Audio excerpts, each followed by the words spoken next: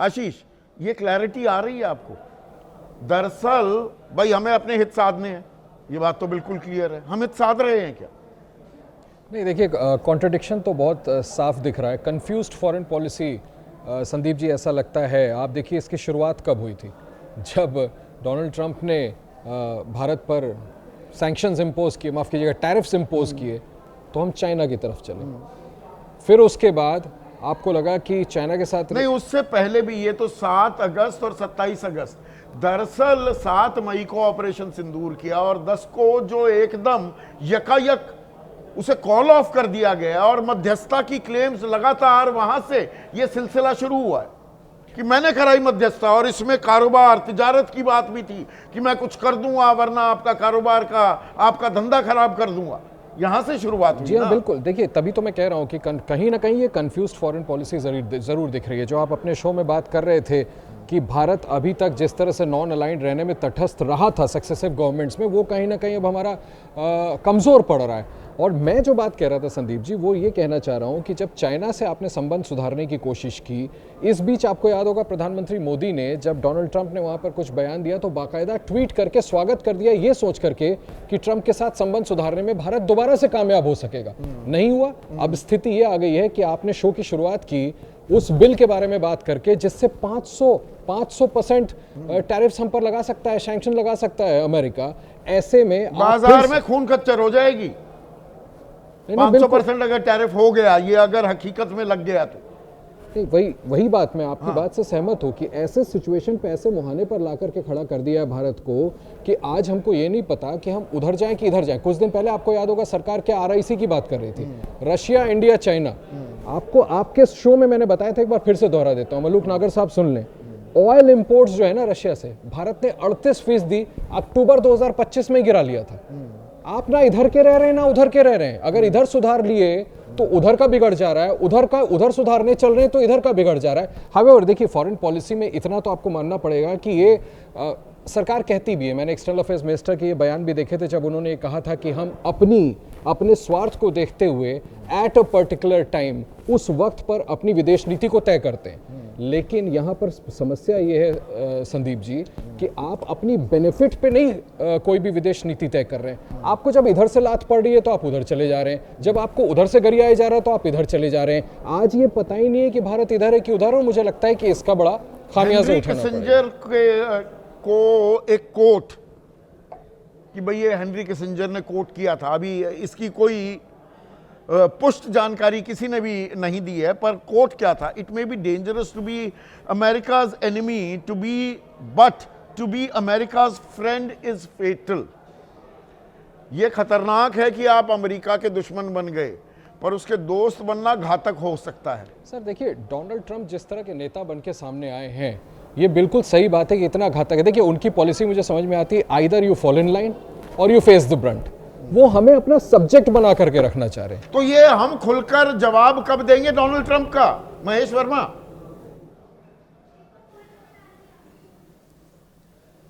देखिए संदीप जी, सरकार जो है सक्षम है।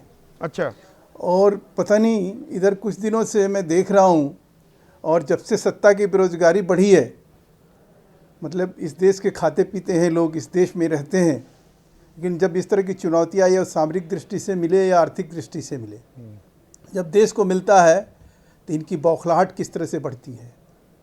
क्या देश मिला जो देश है को? अभी 50% के ऊपर ही जिस प्रकार की नहीं 7.4 के हिसाब से आपका GDP ग्रो कर रहा है, ये किसी अंधे गूंगे बहरे को भी दिखाई दे रहा है कि विश्व में किस प्रकार की आर्थिक स्थिति है, हमारी अर्थव्यवस्था कितनी मजबूत है। अच्छा, हम कहाँ खड़े हैं, उसके बाद भी हमें तो फिर चीन के साथ गरियाने जाने का की काम जरूरत करेगा नहीं। कोई आदमी। चीन की अगर कंपनियों 500% को भारत में जो आने है, वो का सिर्फ न्योता अभी देने की जरूरत राजीव नहीं। डोगरा को आप लेकर आए थे।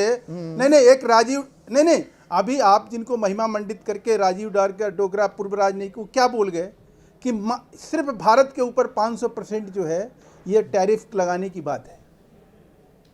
ये क्या मतलब बनता है? इस तरह के एक राजनीतिक से हम ये अपेक्षा रखते हैं क्या चीन पे नहीं लगेगा? आपने सुना ही नहीं, आपने सुना ही नहीं, आप क्या सुनते मतलब नहीं है इस तरह से अफवाह आपके फैलाने सुनने का? आपके देश के सुनने खिलाफ में- अफवाह फैलाना, देश के खिलाफ इस तरह के वातावरण तैयार करना, हाँ, ये क्या मतलब जो बनता है इसका? आपकी हाँ एक में बात। हाँ ना दूसरी बात, मिलाए, आप सुन लीजिए, वो आपने टुकड़े कहा टुकड़े कि ये गैंग देश हो सब गया। प्रभु है। और उन्होंने सर, ऐसी कोई बात नहीं कही कि सिर्फ भारत पर लग रहा है। उन्होंने क्या आपको कहा, मजे सुनिए। उसका जवाब आप दे नहीं पाएंगे। एक मिनट शीतल को लेकर आइए। छोड़िए छोड़िए, मैं खामखा की बहस में नहीं घुसता हूं, ये बहुत संवेदनशील मामला है। जो राजीव डोगरा ने कहा शीतल, वो ये कि भारत पर ही 50% टैरिफ क्यों लगा है। चीन भी ले रहा है रूस से तेल, उन पर 47.5%। तुर्की का नाम लिया उन्होंने, 15% उस पर टैरिफ है। ब्राजील पर 10% टैरिफ है। भारत पर ही नजरें इनायत क्यों की जा रही हैं, सवाल यह था। बिल्कुल। अप्रैल 2025 में भारतीय दूतावास ने जैसन मिलर की फर्म SHW पार्टनर्स LLC को $1.8 मिलियन में लाइजा के लिए नियुक्त किया। हमारी विदेश नीति की हालत ये है कि हम अब वहाँ की लॉबिंग फर्म पर निर्भर हैं। हमारे दूतावास और हमारा विदेश मंत्रालय रिश्ते में एक मीटिंग तक हासिल करने के लिए इन कंपनियों पर निर्भर है। अगस्त 2025 में मर्करी पब्लिक अफेयर्स $2,25,000 में हमने कॉन्ट्रैक्ट किया 3 महीने के लिए कम्युनिकेशन के लिए एडमिनिस्ट्रेशन से। ये हमारी स्थिति है, ऐसी कभी थी। 2015 में हम बांग्लादेश के हाथ 10,000 एकड़ जमीन हार गए समझौते में। इन पिछले 11-12 सालों में हमने क्या 1 इंच भी जमीन बढ़ाई है? अगर सुब्रमण्यम स्वामी, जो भारतीय जनता पार्टी के अभी तक सदस्य हैं और उनके सांसद रहे हैं, उनके बयान को आधार मान लिया जाए तो हम 34,000 किलोमीटर का वर्ग मीटर जो है गंवा चुके हैं चीन के हाथ, अपने लद्दाख से लेकर अरुणाचल बॉर्डर तक। तो ये हमारी रियलिटी है, हमें इसको स्वीकार करना पड़ेगा कि हमारी असफलताएं हमारी कथित सफलताओं से बहुत बड़ी। दो टूक अमेरिका के साथ हम क्यों नहीं कर पा रहे हैं, और ये नौबत क्यों आ गई कि जो चीन हमारा कभी साथी तो नहीं हो सकता, उसके तो रिश्ते हैं पाकिस्तान के साथ, हम उनके साथ अब झूला झूलेंगे। दो टूक कहां से? हम बता रहे हैं कि हम तो लाइजा माने दलाली करने वाली कंपनियां रख रहे हैं जो हमारे लिए मीटिंग करा सकें अफसरों से। वहां ट्रंप एडमिनिस्ट्रेशन से हमने हार्ले डेविडसन मोटरसाइकिल, बार्बन व्हिस्की, इन सब पे आयात शुल्क कम किया। कपास अपने किसानों को मार के 11% उसका आयात शुल्क कम किया। ट्रंप प्रशासन को ग्रीस लगाने में हमने हर चीज नहीं, पर कृषि क्षेत्र हमने नहीं खोला। वो दूध बेचना चाह रहा है यहाँ पर, उस पर हम डटे हुए हैं। काटन भी कृषि क्षेत्र है, काटन कोई अंतरिक्ष क्षेत्र नहीं है। धीरे धीरे हम कोशिश कर रहे हैं, एक साथ सब खोल देंगे तो हम ही खत्म हो जाएंगे, फिर हम तो सीधे कॉलोनी बन जाएंगे। जो हम 47 में आजाद हुए थे, अगर हम सब खोल दें तो जो हालत वेनेजुएला की वही हमारी हो जाएगी।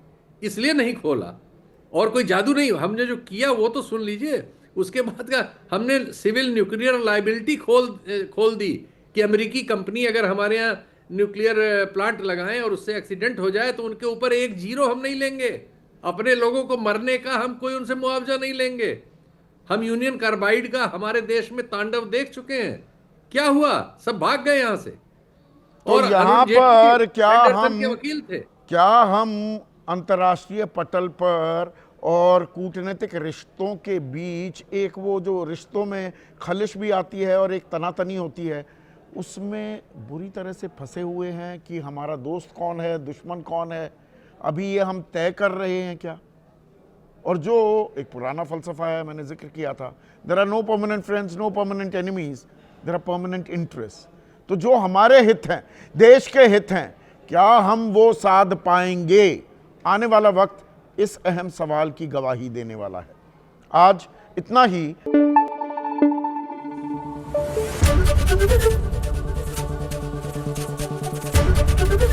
ABP न्यूज आपको रखे आगे।